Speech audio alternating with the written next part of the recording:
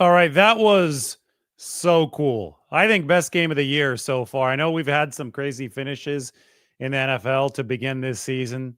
We saw Washington beat Chicago on that Hail Mary, but that wasn't in the snow. We had our first snow globe game, and it just so happened to come right before the 49ers head back to Lambeau Field for the first time since they last played a snow globe game there. And Jimmy Garoppolo and Robbie Gould pushed them through to victory. A lot of parallels there, but boy, Steelers and the Browns put on a nice Thursday night show. That was fun. Back and forth. I mean, remember when Cleveland went up, 12 points?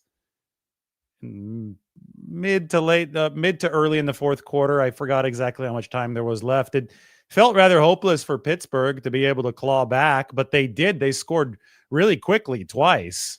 They got the turnover there. In between that, they took the lead. And then it was just this tug of war, chess match back and forth. You had both teams run a 2-quarterback system. Russell Wilson joined by Justin Fields. Fields for his running ability in the snowy conditions. And then Jameis Winston on the other side. Dorian Thompson-Robinson, the former UCLA quarterback, came in for him.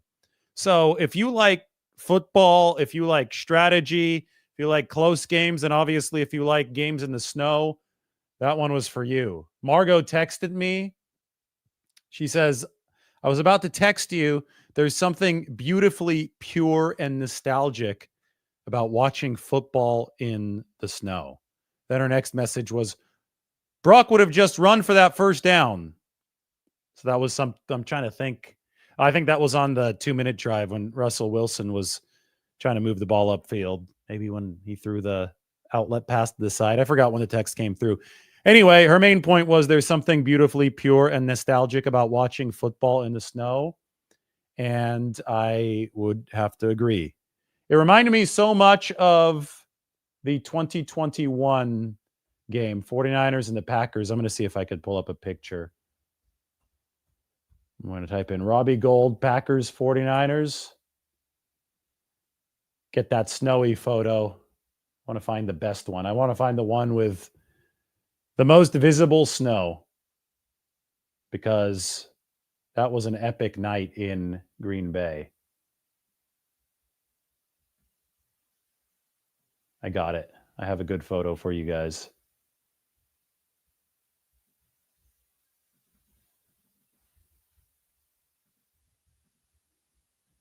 There we go. Reminded me of this. The 49ers last time in Green Bay.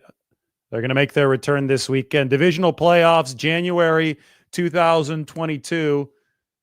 One reason it's so fitting is that this was the Robbie Gould, Jimmy G snow globe game where Jimmy Garoppolo had torn capsules in his shoulder the week before against the Dallas Cowboys.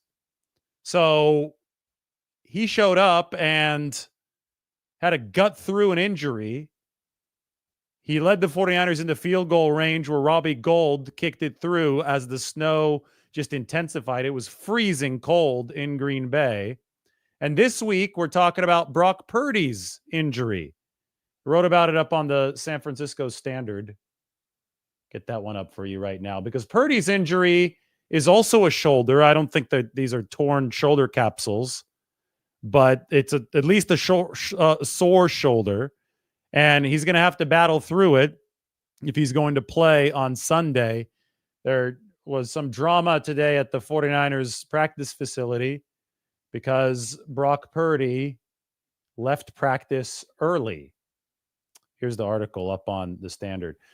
Sets up a dramatic 49ers weekend in that return to Green Bay. So both of the last two games that we've seen, the 49ers heading to Green Bay, have seen their quarterback enter with a shoulder injury. Now, in the case of Brock Purdy, he obviously recovered from the torn UCL to make it back in time against Pittsburgh, the same Steelers that we saw today to start the 2023 season. But if you rewind even further to 2022, in Brock Purdy's first career start against the Tampa Bay Buccaneers, he fractured a rib. He then played on that fractured rib on a short week against the Seattle Seahawks without throwing a single pass in the 49ers one abbreviated practice. You only get a practice on Tuesday when you make that Sunday Thursday turnaround. He was able to step up and deliver on that Thursday night game. Was barely able to lift his arms up above his head, but then was able to make it happen. So Purdy might face a similar challenge in this game. It's not a rib, it's the shoulder. He threw a few times in warm-up during practice today before he exited. That was, right before the third period of practice. So he wasn't out there all too long. Didn't throw it all on Wednesday. We'll see what he does on Friday, but this may be something that goes all the way down to game time.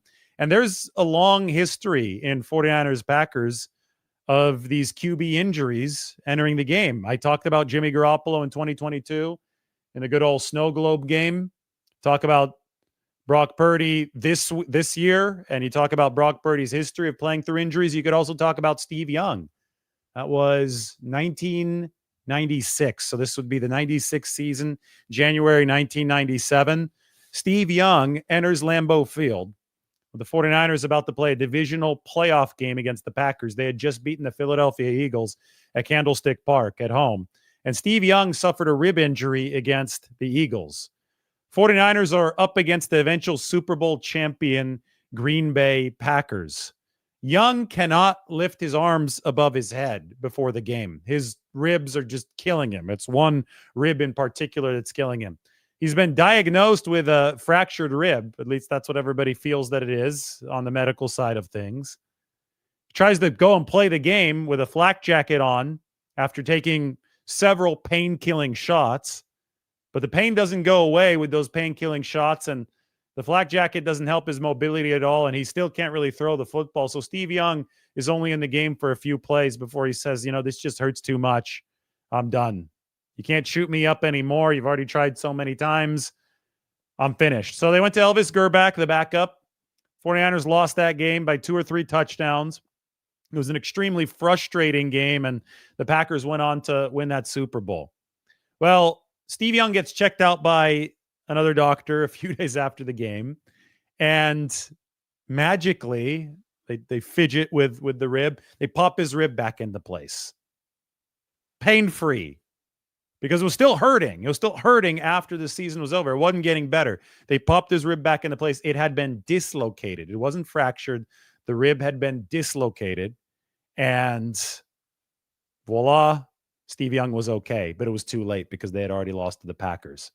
Talk about the bad luck. So that was the story that I wrote about when I discussed the 49ers-Packers rivalry, the family fight of the 49ers-Packers rivalry of the 90s. Green Bay had the upper hand in 95 and 96, then 97 as well, NFC Championship game at Candlestick Park. Terrell Owens enacted revenge for the 49ers in 1998 with the Catch 2. And that's how that rivalry, at least that iteration of it, would end. It continued in the playoffs a few years after that. Green Bay got the Jeff Garcia 49ers, and then the Harbaugh 49ers beat the Aaron Rodgers Packers. The Garoppolo-Shanahan 49ers beat the Aaron Rodgers Packers in 2019. And then, of course, we've seen playoff games in 2021 and then 2023 between the 49ers and the Packers. A lot of 49ers wins in the playoffs over Green Bay. I'm sure that Green Bay will be hungry to try to exact revenge against San Francisco this week. But that trip down memory lane probably makes people that grew up watching the 49ers in the 90s very happy. You guys hated the Packers. Those of you who watched the 49ers in the 90s grew to hate the Packers because they beat them so many consecutive times, including 3 consecutive times in the playoffs. Talked about Steve Young's injury entering Lambeau Field. Well, now Brock Purdy is dealing with a shoulder issue as this game approaches.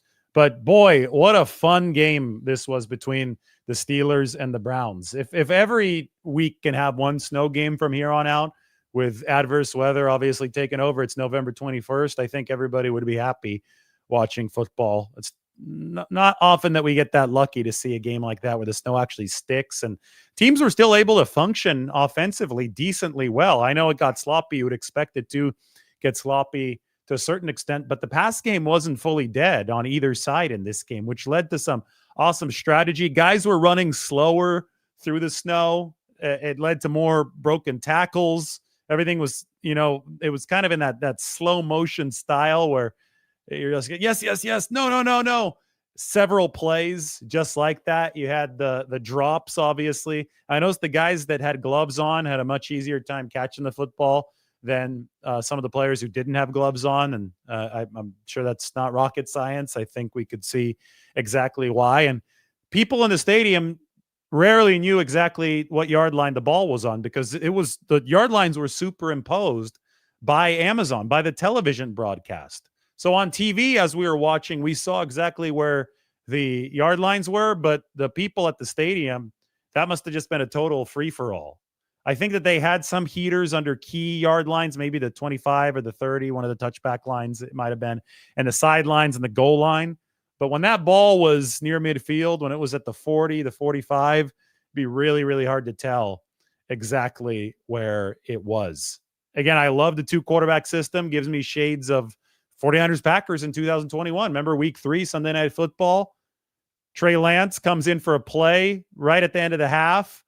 Quarterback sweep to Trey Lance. Trent Williams pancakes somebody, and Lance scores. We didn't see much more Lance from that point on. It's because Lance actually had a broken finger early in that year. 49ers wanted to run the 2-quarterback system in 2021. They even showcased it in a preseason game against the Raiders, week 3 of that preseason. Lance broke his finger in that game. We didn't get to see much of the 2 QB system, maybe a few plays in week 1 against Detroit that season. But since Lance couldn't throw, 49ers could never use it in earnest. Anyway, today we got to see Russell Wilson, Justin Fields, other side of the football, Jameis Winston, DTR, just fantastic football to set the table for more fantastic football. Now, I've got a little bit of a disappointing piece of news for you. Those of you who want another snow globe game when the 49ers take on the Green Bay Packers, you're probably not going to get one. Although I would never rule things out. I'm going to pull this up, the most updated weather forecast for Green Bay. Sunday says the low is 39, which is probably a little bit too warm for snow, and the high is 44. They're saying 0% chance of precipitation. That being said, it's going to cool off on Monday, the day after, where the high is going to be 40 and the overnight low is going to be 26. And they're saying that some rain and snow is possible the day after the game. So never say never. Maybe that moves up a day, but if we've seen a weakness from Brock Purdy so far when he's been healthy, then it has been a wet football. And I know for most quarterbacks it's a weakness. It does definitely compromise their ability to grip the football and throw the football. But for Purdy, we talk about Cleveland today. Well, when he was in Cleveland in the wet weather last year, didn't play a good game. Ball seemed to slip out of his hands. Maybe the 49ers wanted to stay dry. It does make me remember the Jimmy G, Robbie Gould game. It makes you appreciate how well the 49ers handled the snow in that football game. I mean, that down the stretch of that game, the snow started coming down harder and harder and harder, and it was ice cold at Lambeau Field. I mean, today in Cleveland, I looked up the temperatures, about 31 degrees, like somewhere between 31 and 34. That's why that snow was kind of wet. I think that really actually slowed down the level of play because it was kind of wet and sticky. But the game in Green Bay was frigid. We're talking -2 to 2 degrees. There was around 0, right? Depends on what time of the night it was. It was one of those where you walked outside and within 5 seconds you were like, no, get me back inside, because it was just bitterly, bitterly cold. And it was dry for a lot of that game. And then as the fourth quarter rolled around, it started dusting snow. And that snow didn't melt because it was so cold at Green Bay. And then more and more snow started to fall. And then I'm looking out there and I'm sitting in the press box and there's glass in front of me, obviously in the heated press box, but you could feel how cold it was outside because I would just put my hand on the glass in front of me and it was, just shockingly cold. It felt like an ice cold beer. You're holding the glass. Well, that glass in front of me was that frigid, and that snow started pelting down and it was covering the whole field. And that's when the 49ers got the ball in a tie game, looking to make their game-winning drive. And I, just sitting there, knowing how cold it was outside, seeing the wind blowing, and then seeing that snow falling down the way that it was, they said, there's no way they're going to be able to pass the ball. Plus, I knew that Jimmy Garoppolo had a torn thumb ligament, and he also had a torn shoulder. He had torn shoulder capsules. So that's never easy to perform with, right? He was toughing it out, but it's also harder when you're dealing with such cold weather. That's never a good thing for injuries. I thought they were just going to hand it off every single down. But they needed the passes to run the game. I think he threw one to Deebo Samuel coming out of the backfield. That was a huge play for the 49ers to move up a little bit. And then they had a third down where a pass needed to be thrown. Well, maybe it was a second down. I forgot exactly what down it was. So don't quote me on the down, but they definitely needed to pass.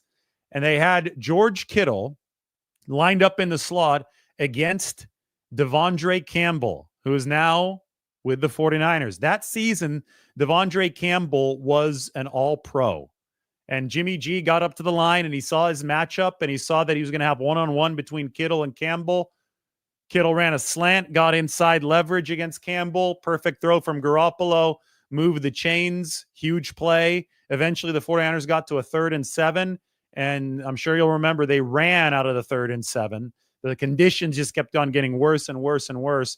And it was Deebo Samuel in his all-world season who ran for that 3rd and 7. It was the same trap play that the 49ers used against the Packers a couple seasons before that in the 2019 NFC Championship game to Raheem Mostert.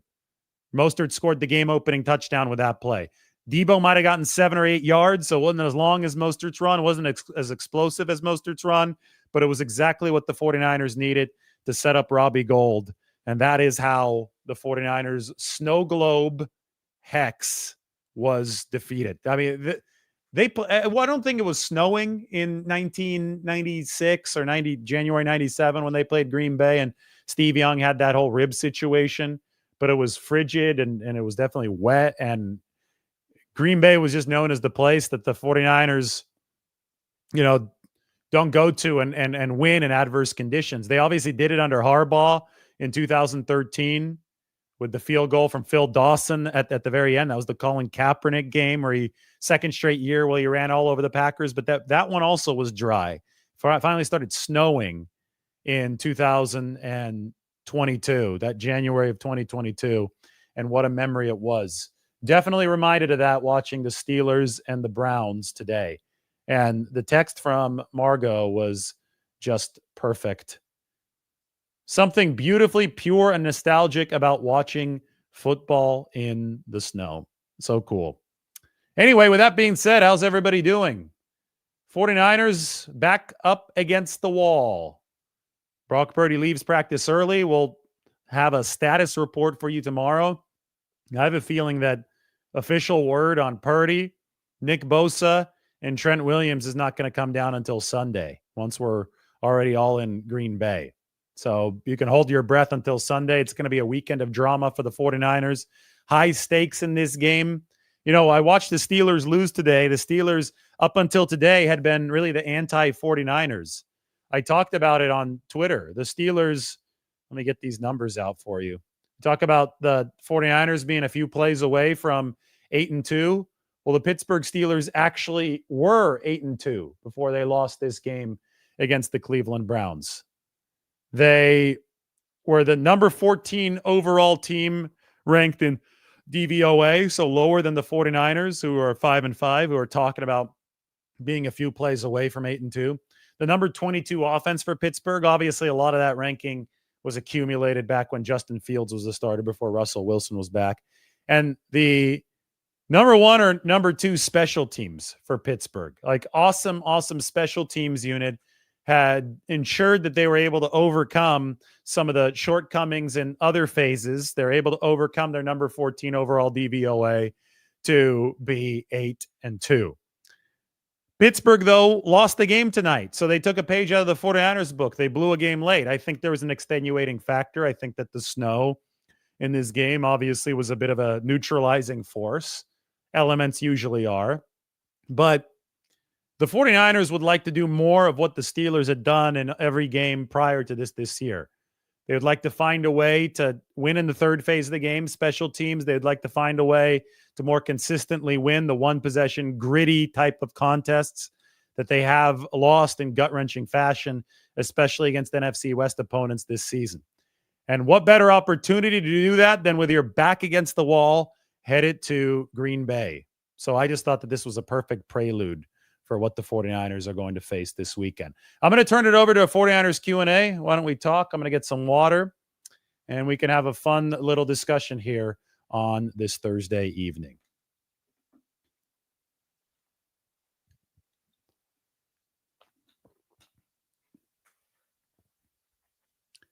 The 49ers have been lagging in that last minute of the fourth quarter. Yeah, I mean, I talked about it the other day. Their defense falls off a cliff. I think I wrote about it on the San Francisco Standard. I wrote a whole article on this. Check this out. Talking about the struggles late in the game. Is the offense or the defense to blame? Well, right here, you'll see that the offense has not fallen off a cliff in the fourth quarter. Offense has actually been number 6 EPA in the fourth quarter. 49ers defense, take a look at this. 49ers defense has started the game number 4. Oops, I just went back to my profile page and I totally lost where we're at. Up here. Here we go. By the way, you can join the live Q&A with me and Tim. That's coming up on Tuesday on the 26th after the 49ers play the Packers. But as you can see here, 49ers have gone from number 4 defense in the first quarter, number 7 defense in the second quarter, number 13 in the third quarter, to number 28 in the fourth quarter. So the defense has fallen off a cliff late in games. There are several theories floating around as to why. I think that they've got a new defensive coordinator this year. They're not blitzing effectively. They're not blitzing a lot. Their blitz rate's only 16%, which is second to last in the league. And that's fine, but whatever blitzes you do, dial up, because some have to happen. You're not going to close every game rushing just 4, especially if Nick Bosa is out. The ones you do dial up have to be effective, and I don't think they've seen a lot of effectiveness per blitz. Their EPA generation per blitz actually hasn't been good. So I think Sorensen has struggled more toward that end of games, but I also think that he's working with a fatigued unit. I mean, it is a team that, did lose Nick Bosa last week, so that didn't help anybody. They are without Dre Greenlaw, so that doesn't help close games. But they also, as a whole, the roster, the veteran members of it, your superstar players, entered this season having played 60 games in 3 years. So it's marathon after marathon after marathon. I don't think it's shocking. It's a confluence of events with a new coordinator and with this hugely long track record of games under their belt. But this confluence of events has led the 49ers to be worse defensively at the end of games than they are at the start of them. And it is by a staggering amount.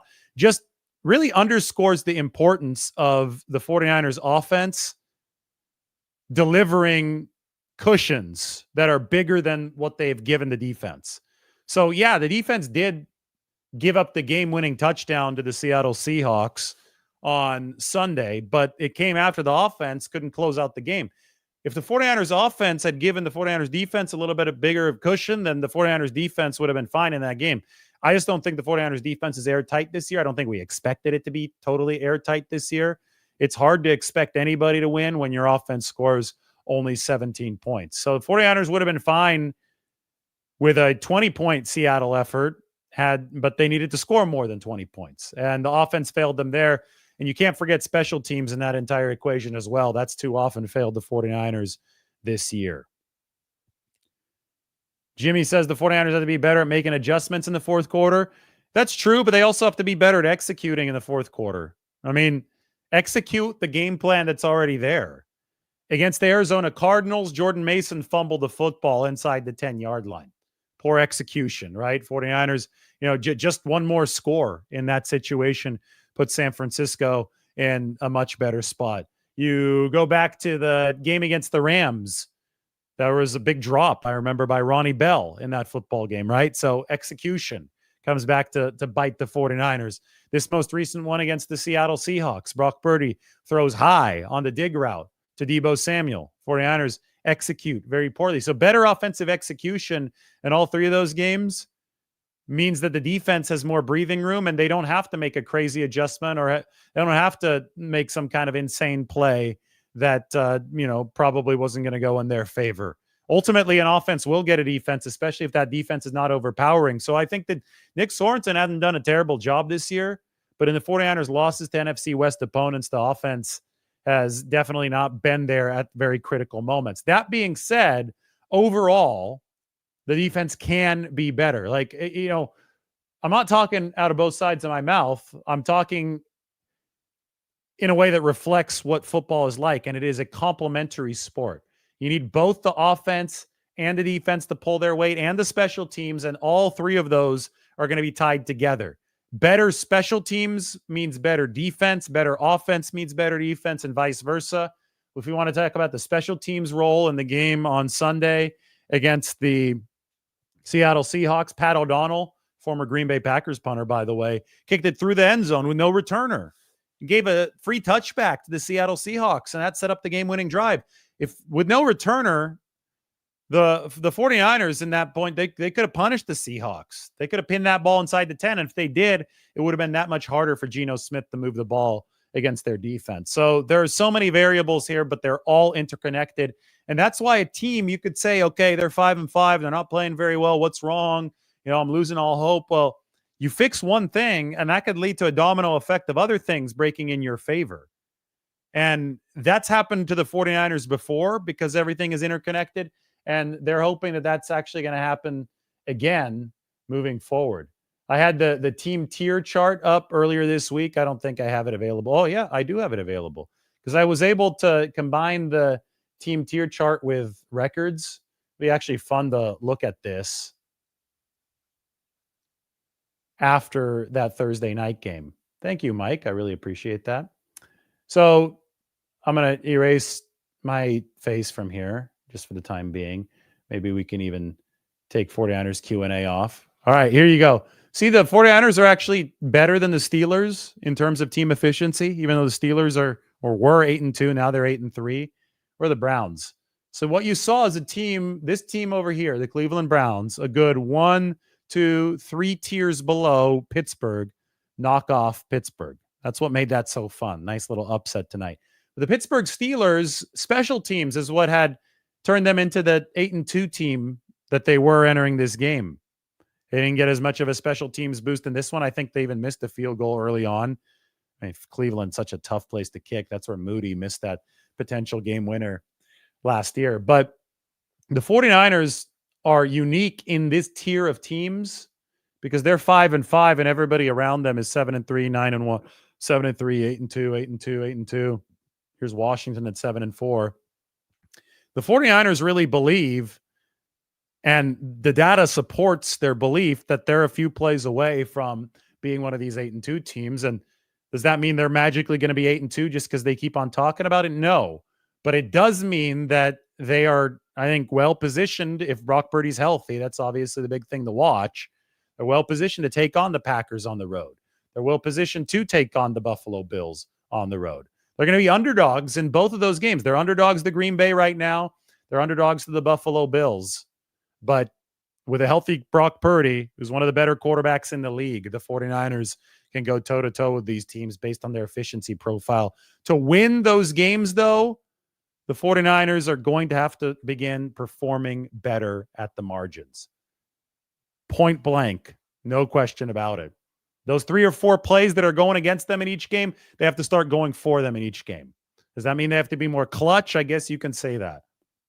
But backs against the wall, the 49ers have typically performed in these situations. They've given themselves good shots to win. And more often than not, based on their track record, based on all the NFC Championship games and the 2 Super Bowls they've gone to, they have gotten the job done. Here's another opportunity with some of the cards stacked against them on Sunday. Let's continue here with the 49ers Q&A.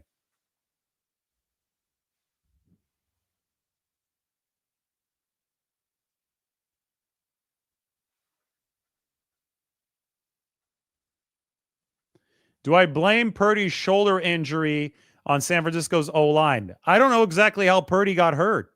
49ers haven't talked about, and they haven't answered the question about what specific play he got hurt on.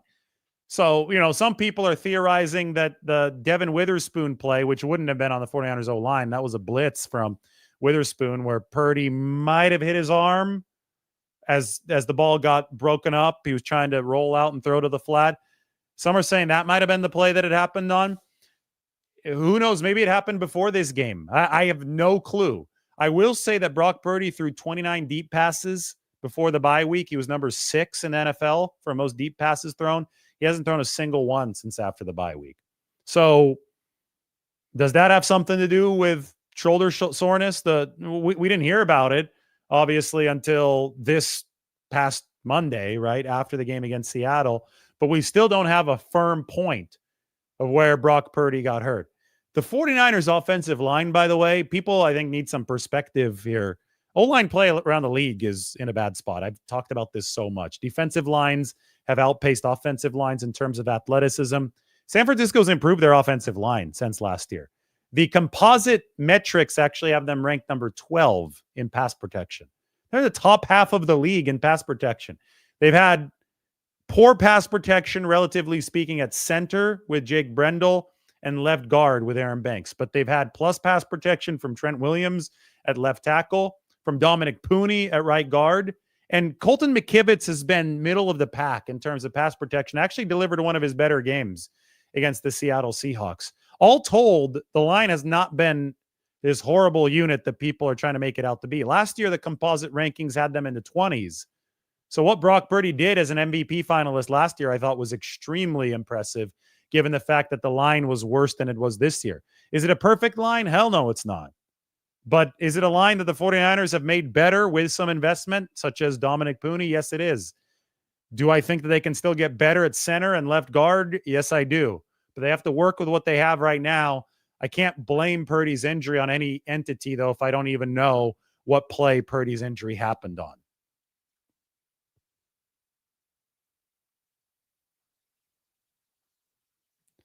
The 49ers say they usually like being the underdogs. It makes them play better. The problem is they haven't been underdogs in a really, really long time. Trying to think the last time that the 49ers were underdogs. They're favorites in the Super Bowl.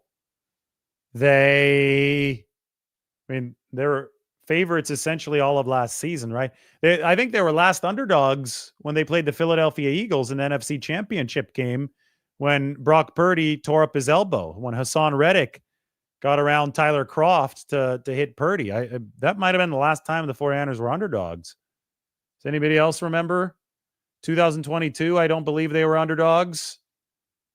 Late in the season, at least. They entered this season favored in every single game. There are definitely games in 2021, including the Snow Globe game at Green Bay when they're underdogs, but I think it's been a long time since the 49ers were underdogs. So it's fine if they think they play better if they're underdogs. They just haven't played as underdogs in a really, really long time.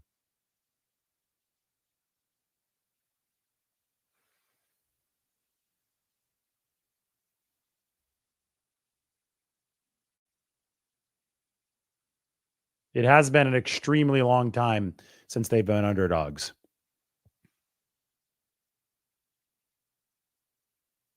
What's my evaluation of Deebo Samuel so far this season?